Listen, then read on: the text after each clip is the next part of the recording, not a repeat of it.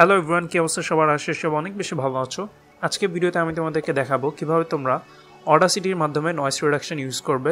Noise reduction use করার মাধ্যমে তোমরা তোমাদের ব্যাকগ্রাউন্ড থেকে যে ব্যাকগ্রাউন্ড নয়েজ আছে সেটাকে রিমুভ করতে পারবে।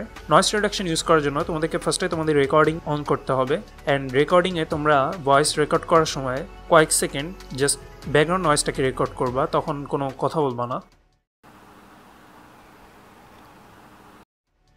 রেকর্ড করা হয়ে গেলে তোমাদেরকে যে কাজটা করতে হবে, ফার্স্টে তোমাদেরকে নয়েজ প্রোফাইল সিলেক্ট করতে হবে।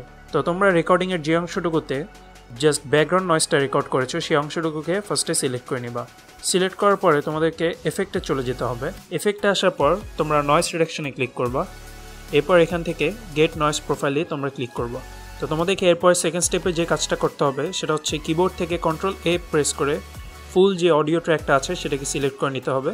তো অডিও ট্র্যাক পুরোটা সিলেক্ট করার পরে তোমাদেরকে আবারও ইফেক্টে চলে যেতে হবে, এখান থেকে নয়েজ রিডাকশন, এবং তোমরা এরপরে নিচে যেই অংশটা আছে সেখান থেকে নয়েজ রিডাকশন তোমরা 12 দিয়ে দেবা, সেন্সিটিভিটি তোমরা এখানে 5 রেখে দেবা, অ্যান্ড যে ফ্রিকোয়েন্সি স্মুথ আছে এটাকে তোমরা 0-তে করে নেবা। করার পরে জাস্ট ওকে ক্লিক করবা, তাহলেই তোমাদের যেই ব্যাকগ্রাউন্ড নয়েজ আছে সেটা রিমুভ হয়ে যাবে।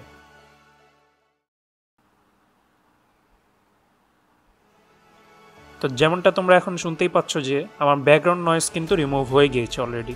সো এভাবেই তোমরা অডাসিটির নয়েজ রিডাকশনটা ইউজ করে তোমাদের ব্যাকগ্রাউন্ড নয়েজ রিমুভ করতে পারবে। তো এই ছিল আজকের ভিডিওতে। আশা করি ভিডিওটা তোমাদের জন্য অনেক বেশি হেল্পফুল হবে। তো ভিডিওটা যদি তোমাদের ভালো লেগে থাকে তাহলে তোমরা অবশ্যই ভিডিওটাতে লাইক করে দিবে, অ্যান্ড চ্যানেলে যারা নতুন এসেছো তারা অবশ্যই চ্যানেলটাকে সাবস্ক্রাইব করে দিবে, অ্যান্ড নেক্সটে তোমরা কী টাইপ ভিডিও দেখতে চাও সেটা অবশ্যই কমেন্ট করে জানিয়ে দিবে। সো আজকের মতো এই পর্যন্তই, দেখা হচ্ছে নেক্সট কোনো ভিডিওতে। Till then, take care.